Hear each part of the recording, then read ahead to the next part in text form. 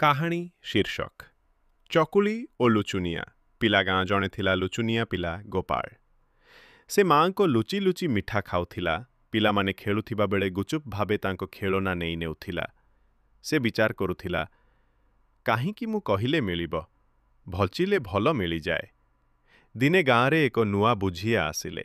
ତାଙ୍କ ନାଁ ଥିଲା ଚକୁଲି ମା। ସେ ମିଠା ପାଇଁ ଖ୍ୟାତିପ୍ରାପ୍ତ ଥିଲେ। ଗୋପାଳ ତାଙ୍କ ଘରେ ଗଲା। ଲୁଚି ମିଠା ଚୋରି କଲା। ଚକୁଲି ମା ଅନ୍ଧା ଥିଲେ, କିନ୍ତୁ ମନେ ଖୁବ୍ ବୁଦ୍ଧିମତୀ। ସେ ଏକ ଚତୁର ଯୋଜନା କଲେ। ପରେ ଦିନେ ଗୋପାଳ ଆସିଲା ଏବଂ ମିଠା ଚୋରି କରିବା ବେଳେ ବଡ଼ ଶବ୍ଦ କରିଦେଲା, ଧରିଲି, ଚୋର! ଗୋପାଳ ଲଜ୍ଜିତ ହେଲା। ଚକୁଲି ମା କହିଲେ, ବୁଝିଲୁ ନ, ଲୁଚି ନେଲେ ମିଠା ମିଳେ ନାହିଁ, ଦେଇଦେଲେ ମିଠା ଭଲ ଲାଗେ। ସେଦିନଠାରୁ ଗୋପାଳ ବଦଳିଗଲା। ଏବେ ସେ ସଦା ସତ୍ୟ କହେ ଓ ଅନ୍ୟଙ୍କ ସହ ମିଶିବା ଶିଖିଗଲା।